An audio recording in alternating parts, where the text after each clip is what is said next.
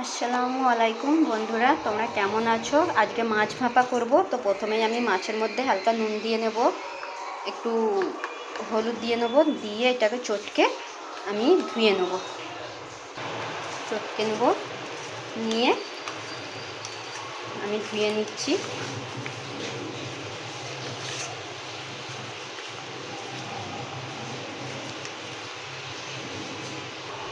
এটা ধুয়ে নিয়েছি মাছটা। প্রথমেই এর মধ্যে সরষের তেল দিয়ে নেব, তারপরে দিয়ে নিচ্ছি ধুয়ে রাখা মাছ,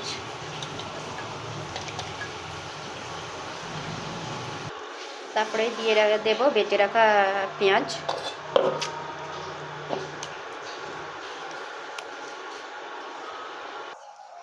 তারপরে পেস্ট করে রাখা আদা রসুন,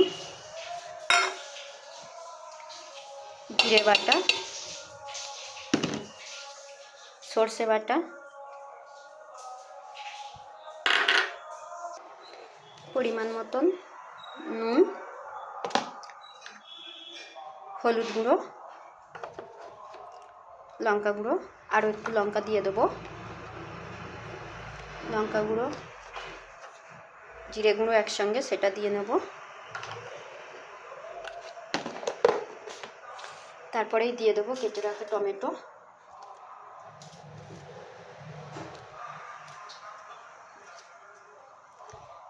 দিয়ে এটাকে ভালোভাবে হাত দিয়ে মাখিয়ে নেব।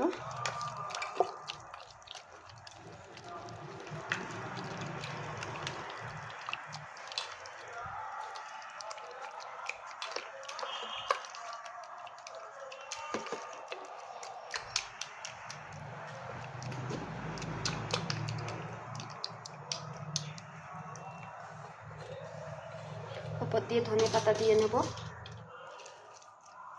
কুচিয়ে রাখা ধনে পাতা,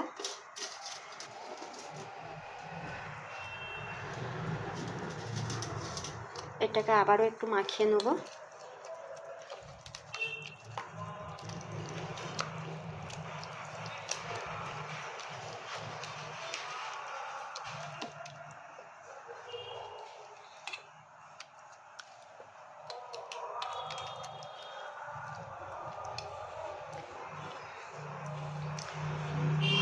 উপর দিয়ে চিড়ে রাখা কাঁচা লঙ্কা দিয়ে দেবো,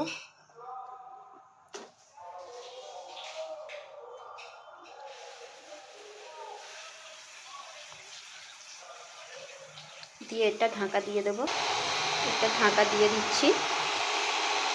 দেখুন ভালোভাবে মাখিয়ে নিয়েছি, নিয়ে উপর দিয়ে কিছু কাঁচা লঙ্কা দিয়ে দিয়েছি, দিয়ে এবারে এটা ঢাকা দিয়ে দেবো।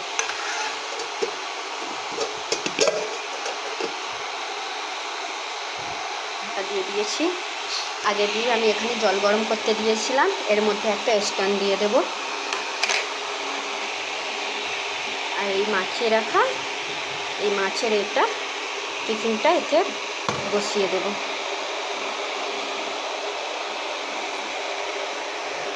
এটাকেও ঠিক এরকমভাবে আমি ঢাকা দিয়ে দেব।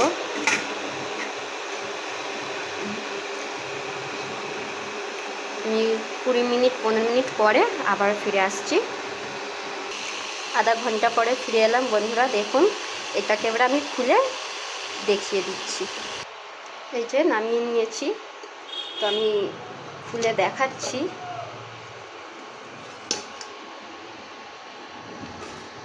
দেখুন